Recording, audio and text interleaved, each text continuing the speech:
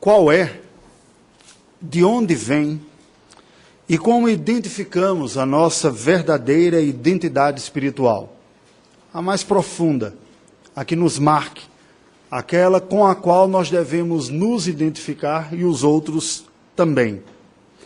A herança da fé consiste em quê? Não seria mais do que a membresia de uma mesma tradição religiosa?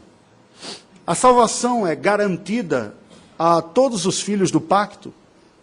Como alguém pode ter certeza de que é salvo, de que fora eleito por Deus para viver com Ele por toda a eternidade?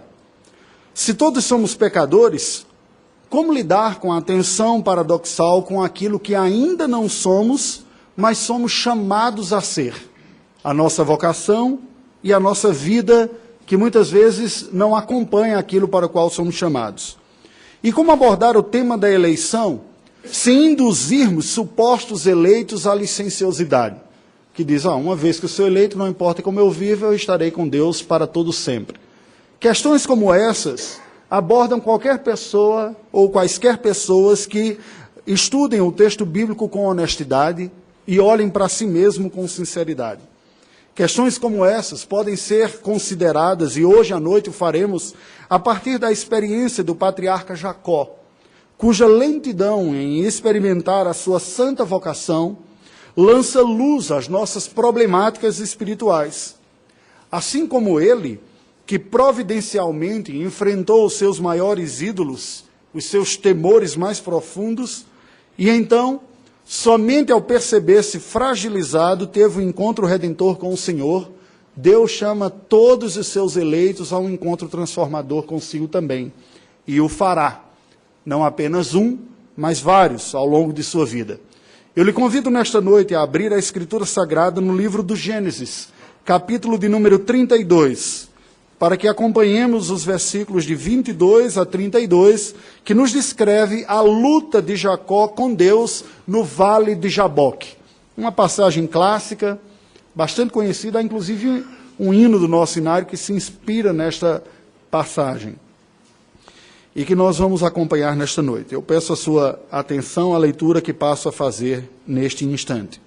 Gênesis 32, versículos de 22 a 32.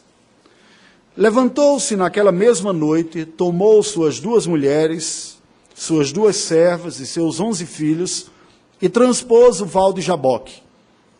Tomou-os e fê-los passar o ribeiro, fez passar tudo o que lhe pertencia, ficando ele só. E lutava com ele um homem até o romper do dia. Vendo este que não podia com ele, tocou-lhe na articulação da coxa. Deslocou-se a junta da coxa de Jacó na luta com o homem. Disse este, deixa-me ir, pois já rompeu o dia. Respondeu Jacó, não te deixarei ir, se me não abençoares. Perguntou-lhe, pois, como te chamas? Ele respondeu, Jacó. Então disse, já não te chamarás Jacó, e sim Israel, pois como príncipe lutaste com Deus e com os homens e prevaleceste. Tornou Jacó, dize, rogo-te, como te chamas? Respondeu ele, por que perguntas pelo meu nome? E o abençoou ali. A aquele lugar chamou Jacó Peniel, pois disse, vi a Deus face a face, e a minha vida foi salva. Nasceu-lhe o sol quando ele atravessava Peniel, e manquejava de uma coxa. Por isso os filhos de Israel não comem até hoje o nervo do quadril, na articulação da coxa, porque o homem tocou a articulação da coxa de Jacó no nervo do quadril. Oremos ao Senhor. Deus bendito, a tua palavra acaba de ser lida, e nós confessamos ao Senhor nossa absoluta necessidade da tua graça, iluminadora, reveladora de ti mesmo, reveladora de quem nós somos também. Assista-nos com a iluminação do teu Espírito nesta noite. Nós te rogamos em nome de Jesus. Amém. Lembro-me de já ter pregado esse texto aqui na igreja, mas decidi fazê-lo novamente, uma vez que estamos seguindo o livro de Gênesis e a trajetória da vida de Jacó. Abordarei alguns pontos que estão mais relacionados a essa trama geral. Nós vemos nos versículos de 22 a 24, do início dessa porção que nós acabamos de ler, como Jacó agora já nos limites do território da terra prometida, atravessa aquele vale do ribeiro de Jaboque, com tudo o que possuía.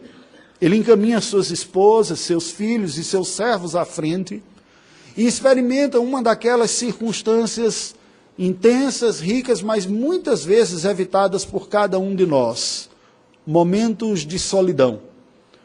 Momentos em que a alma está profundamente inquieta, perturbada, preocupada, e o contexto de todo o capítulo 32, assim como do 33, nos mostra exatamente isso. A apreensão, a aflição no coração de Jacó pela proximidade da terra de Canaã e a ameaça de morte que respirava com relação ao seu irmão.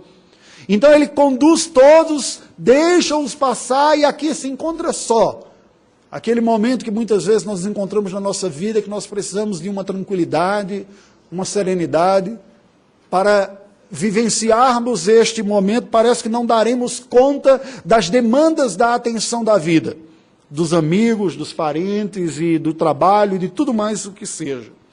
É nesta circunstância que ocorrem dos episódios mais inusitados da Escritura Sagrada.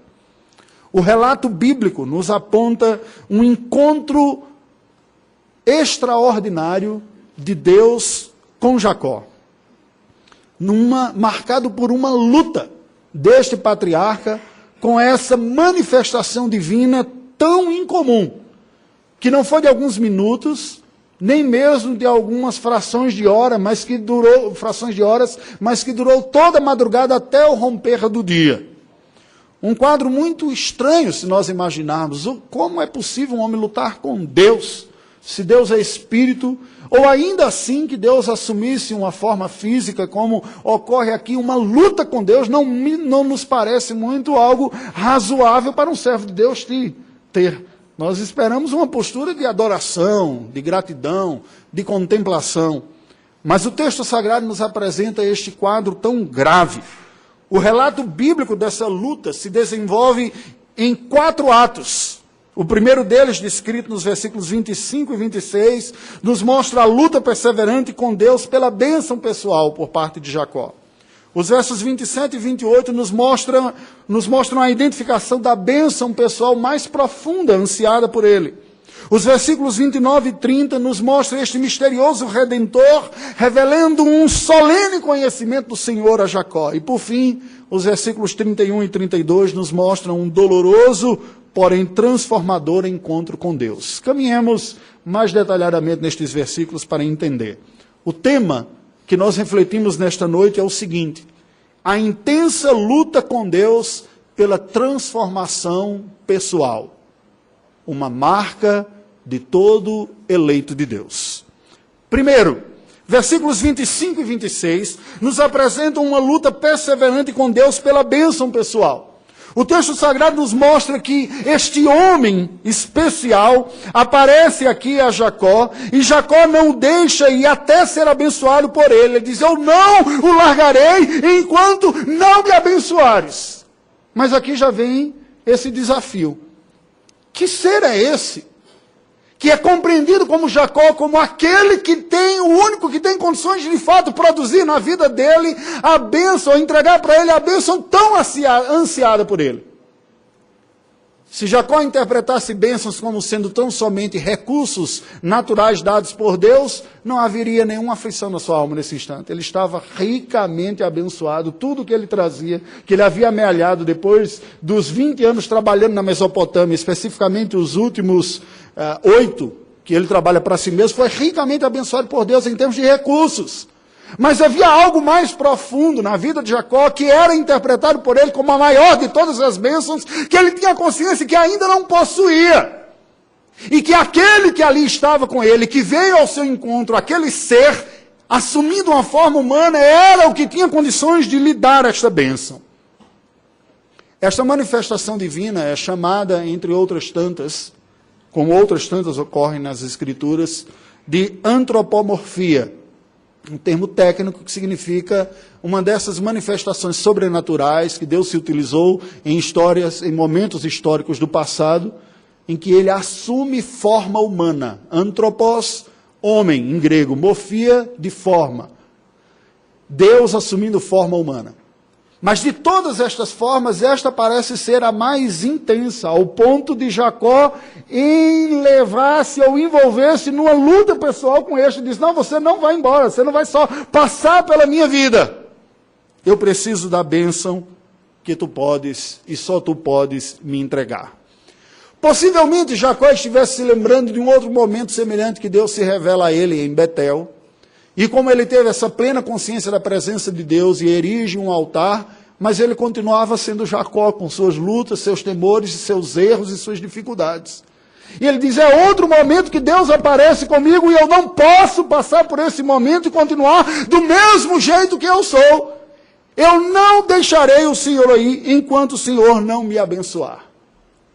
Teólogos, cristãos, têm identificado neste homem que aparece aqui uma manifestação do Cristo pré-encarnado, uma das manifestações do Cristo antes de sua humilhação e humanização, quando ele se torna homem aqui.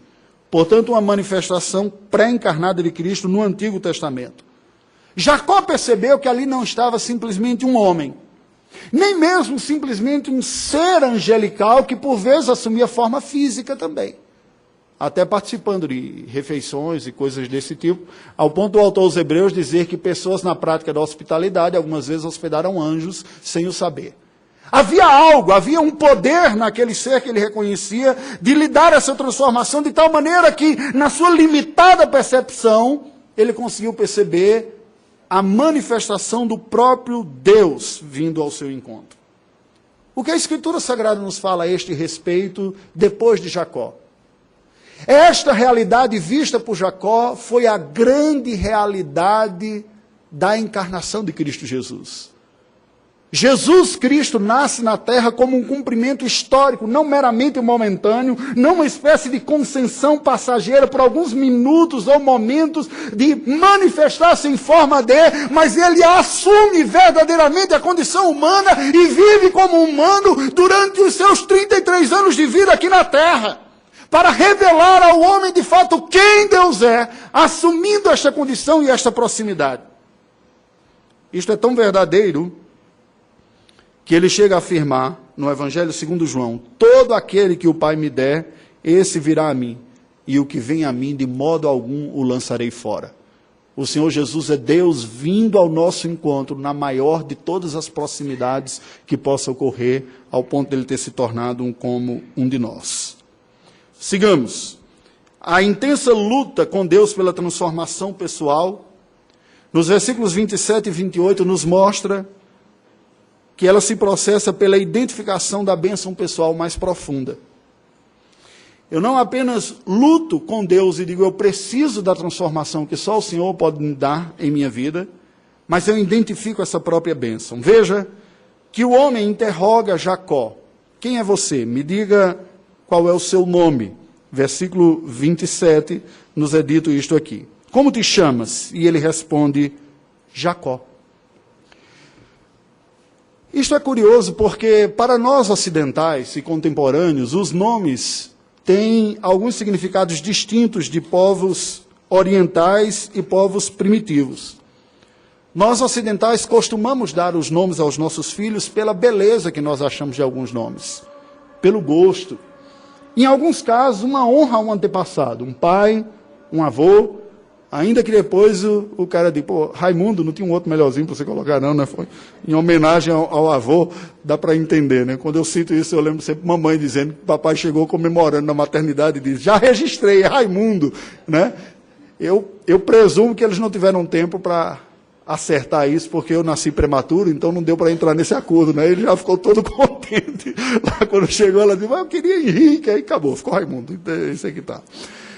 Nós colocamos alguns nomes pela beleza que nós vemos no nome. Admiramos, queremos, tem alguns significados aí, pelo gosto pessoal ou pela honra.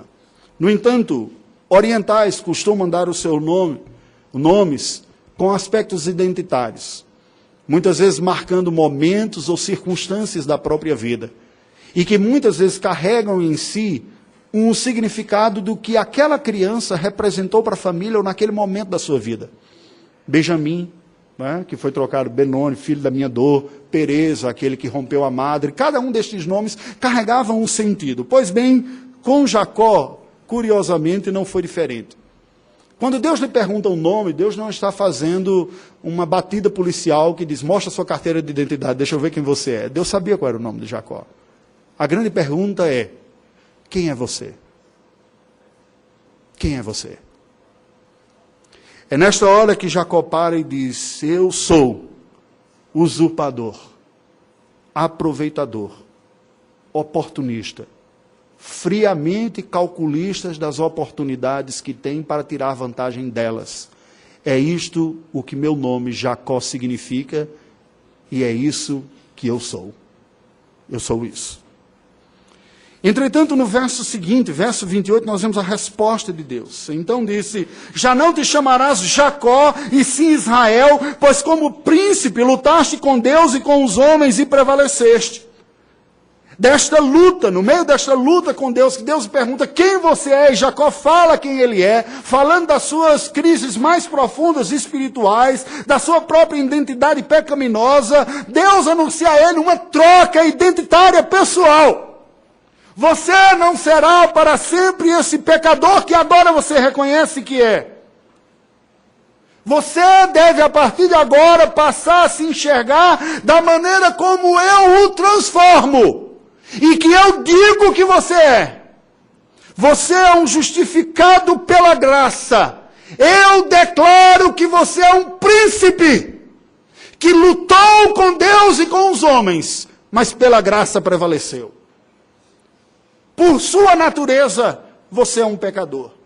Mas você percebeu isso. E esta luta nesta noite é um reflexo desta realidade de que eu não quero ser aquilo que sou. Não é essa a minha vocação, não é esse o meu chamado, mas você é incompetente para mudar a sua identidade mais profunda e o seu ser.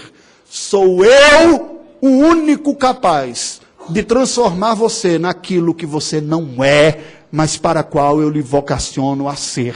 E eu que tenho esse poder lhe digo, a partir de hoje, você não é mais Jacó, você é Israel. Nesta luta com Deus pela transformação pessoal, o diálogo seguiu. Os versículos 29 e 30 nos mostram esse misterioso Redentor, revelando um solene conhecimento de Deus. Jacó não sai da luta conhecendo o nome do homem com quem lutara, porque ele responde, rogo-te, como te chamas? E tu, quem és? E ele respondeu, por que me perguntas pelo meu nome? E o abençoou ali. Aquele lugar chamou Jacó Peniel, pois disse, vi Deus face a face e a minha vida foi salva. O que é que nós vemos aqui? Jacó, depois de ter ouvido essa sentença da parte de Deus, diz, mas me dê a conhecer mais do Senhor. E você, qual é a sua identidade? Quem você é? Deus diz, por que você quer saber sobre o meu nome que é maravilhoso? O conhecimento meu é muito além da sua capacidade de absorver. O conhecimento de quem você é, para mim é fácil absorver, sempre soube. Você que tinha dificuldade de reconhecer quem você é, eu sempre soube quem você é. E agora que você reconhece, você está deslumbrado e quer saber quem eu sou muito mais do que você tem capacidade de absorver. Eu não vou lhe dar essa resposta. Mas a resposta que Jacó teve foi suficiente para seguir adiante e ter a consciência de que ocorreu com ele. Ele disse, eu vi Deus face a face e sobrevivi. Peniel significa perante a face de Deus. Irmãos, a verdade que o texto bíblico nos mostra é que o conhecimento de Deus, embora nunca será exaustivo, porque nenhuma criatura é capaz de apreender a totalidade da divindade, até matematicamente falando, é fácil entender isso. O infinito não cabe dentro do finito. Mas o conhecimento que Deus dá de si mesmo, embora não seja exaustivo, embora não responda todas as nossas perguntas sobre Ele mesmo, quando é um conhecimento dado pelo próprio Deus, ele é suficientemente satisfatório para a nossa vida. Eu não conheço Deus exaustivamente, eu ainda tenho muitas dúvidas, eu não entendo completamente, mas o que eu conheço é suficiente para saber que Ele é o meu Salvador, o meu Redentor, o Deus soberano, o Todo-Poderoso que está comigo na minha vida. Isso me faz lembrar daquela conversa de Jesus com os apóstolos, quando Ele diz que Ele é o caminho, a verdade e a vida, e Filipe fala para Ele: Senhor, mostra-nos o Pai, isso nos basta, o nosso pedido é simples. E o Senhor Jesus se vira para Filipe e diz: Filipe, há tanto tempo estou convosco e não me tendes conhecido? Quem vê a mim, vê o Pai.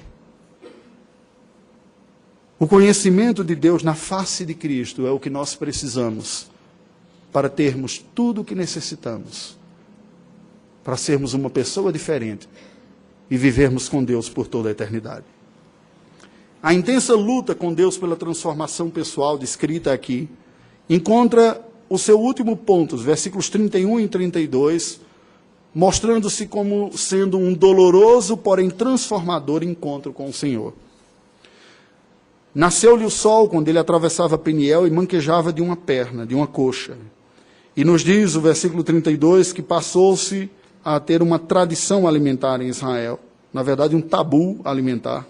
Os filhos de Israel não comem até hoje o nervo do quadril na articulação da coxa, porque o homem tocou a articulação da coxa de Jacó no nervo do quadril. Aquela luta de Jacó com Deus durou toda a madrugada. E de manhã cedo, quando termina este diálogo, que ele sai do vale e vai ao encontro dos seus familiares, Jacó vai mancando, puxando uma perna, que passou a acompanhar a sua vida até o fim. Aquele homem que não tinha mais a versatilidade, a velocidade e a dinâmica de outrora, por outro lado, nunca mais foi a mesma pessoa. Começa a experimentar as transformações mais profundas, embora fisicamente ele tenha perdido algo naquele encontro. Isso é um dado muito curioso, porque nós somos pecadores e Deus é santo, preste atenção. O real encontro entre ambos não é algo tranquilo, mas é intenso e grave. Tanto mais quanto mais clara for a nossa percepção de ambos, de quem Deus é e quem nós somos, quanto melhor entendermos quem Deus é e quem nós somos, mais intenso e grave serão os nossos encontros. Não serão encontrinhos suaves, legais e divertidos. Nós estamos diante simplesmente da força maior de todo o universo, o ser todo-poderoso, absolutamente santo, e com a consciência de que nós somos um absoluto contraste a esta realidade. Somos criaturas finitas, limitadas, na nossa capacidade, nas nossas qualidades, em tudo que temos. Encontros com deuses não incomodam narcisistas autoindulgentes, em quaisquer religiões. Pessoas que contemplam suas próprias qualidades no nível muito elevado não se sentem desconfortáveis na presença de Deus, porque se julgam dignos e acham que Deus está fazendo até um bom negócio em tê-lo tido como fiel. Pessoas que são autoindulgentes, que são complacentes com os seus próprios erros, também não se sentem desconfortáveis na presença de Deus. Somente santos se sentem desconfortáveis na presença de Deus. Isso é um paradoxo existencial. Porque somente santos têm real percepção de que santidade é um atributo alienígena a Ele, entregue do alto, uma roupa que Deus lhe vestiu, e portanto ele se tornou digno por algo que Deus fez por ele, não por algo que eu carrego. Olhem para a vida e o ministério do nosso Senhor Jesus Cristo. Vejam quais foram as pessoas que demonstraram mais profunda adoração, devoção e gratidão. Não foram as pessoas mais virtuosas moralmente, foram aquelas que tinham mais consciência de seus próprios pecados. Ao ponto do Senhor Jesus dizer que no reino dos céus, prostitutas e roubadores antecederão vocês, religiosos. Por quê? Porque eles já estão uma etapa adiante, eles já têm consciência de sua inadequação. Quem não tem, precisa primeiro experimentar isso. Precisa primeiro se olhar no espelho e dizer, eu sou Jacó. Sem isso, não se experimenta a parte seguinte. A tradição puritana dos nossos avós na fé falava da vital importância não apenas da prática da oração, mas do fervor presente nas nossas orações, que é fruto da dupla consciência demonstrada por Jacó aqui, e também demonstrada por John Newton, naquele que considera o maior hino cristão, Amazing Grace. Ele costumava dizer que ele tem duas convicções que lhe bastavam. A primeira, dizia John Newton, eu sou um grande pecador. E a segunda, Cristo é um grande Salvador. Orações que têm estas ideias muito claras, transbordam vivacidade na adoração e na gratidão. Senhor, eu te adoro porque tu és santo, glorioso, majestoso, perdoador e gracioso, e os atributos fluem dos lábios de um coração que contempla a santidade. Assim como a humildade e o quebrantamento. Tão diferentes daquelas palavras que nós temos a sensação que são cuspidas da boca e caem no chão, e não temos a sensação que elas caminham nem um palmo além da boca. Mera regurgitar de pedidos de gente que acha que Deus simplesmente se esqueceu delas porque elas são tão boas e não sei por que Deus não atende às minhas orações. A mensagem original desse texto é a seguinte: Jacó, como um protótipo do eleito de Deus, experimentou no vale de Jaboque um encontro que ilustra indutivamente a necessária experiência de conversão de todos os eleitos. Que encontro é esse? Uma luta dolorosa de autoconfrontação com os próprios pecados até a satisfação pessoal com uma nova identidade entregue pela graça divina e que é recebida pela fé na obra de Deus em Cristo Jesus. Esta realidade marcará o eleito de Deus, não apenas na sua regeneração, ou seja, no momento de sua conversão, do novo nascimento, mas marcará todo o encontro significativo com o Senhor. Muitas vezes dolorosa, porque olhar para Deus e ver o Deus que verdadeiramente existe e se revela, lançará a luz sobre os aposentos mais escuros de nossa alma. E isso é doloroso.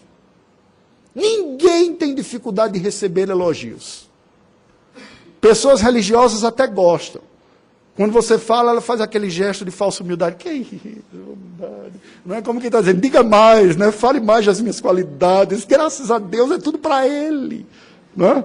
E morrendo de vontade, você continua elogiando mais.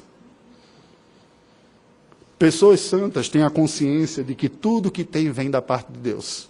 Por isso que Paulo diz, se recebeste do alto, por que te glorias? Não há nenhuma razão.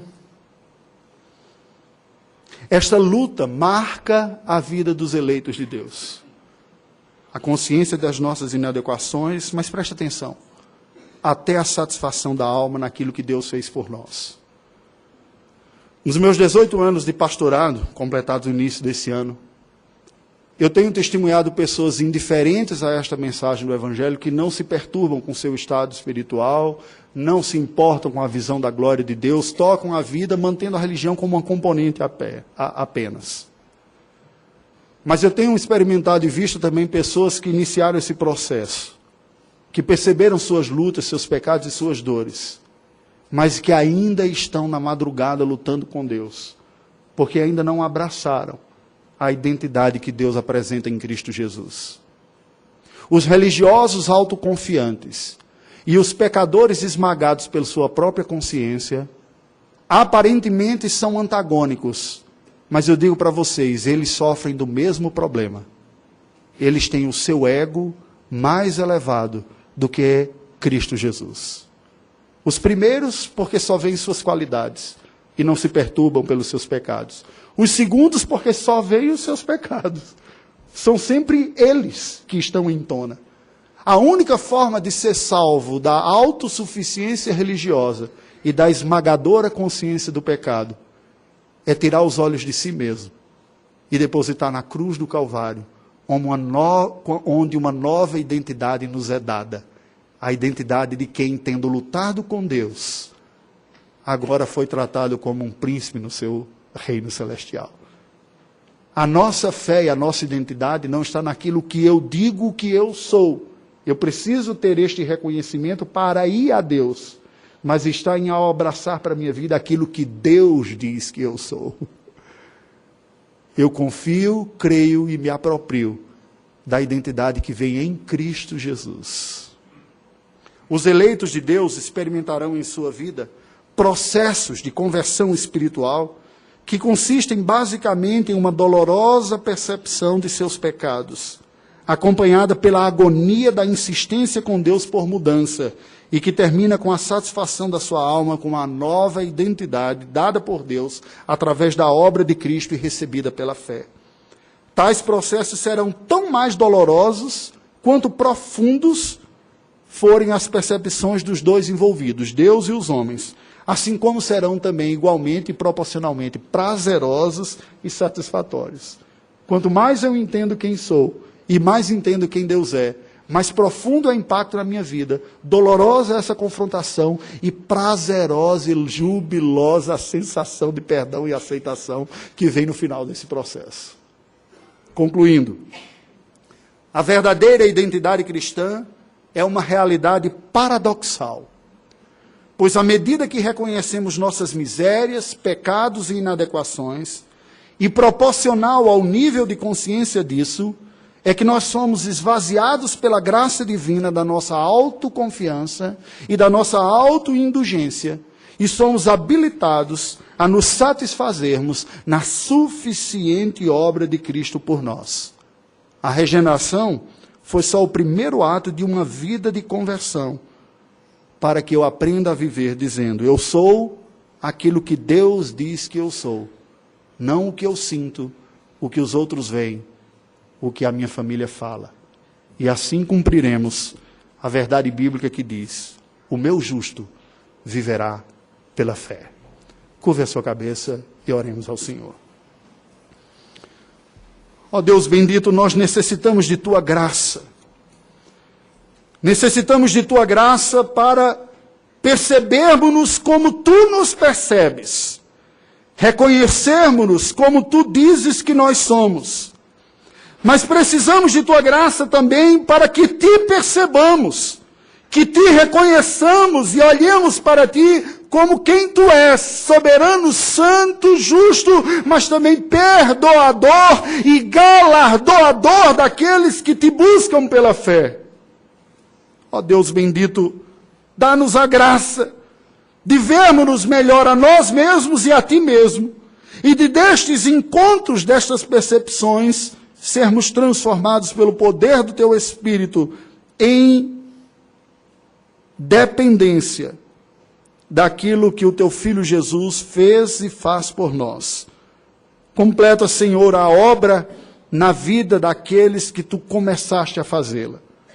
Desperta a consciência e a alma pelo poder do Teu Espírito, da regeneração daqueles que aqui estão e estão indiferentes ao real estado de perdição de sua alma. E nós intercedemos também, completa a obra na vida daqueles que Tu começaste a mostrar quem são, e que sofrem e se angustiam pela consciência dos seus pecados. Além do dom do arrependimento para a vida, conceda-lhe, Senhor, o dom da fé redentora em Cristo Jesus, apaziguadora, pacificadora, reconciliadora, para que eles se revistam de uma identidade que não é fruto de seus atos, mas é fruto do Teu ato redentor e justificador. Oramos em nome de Jesus.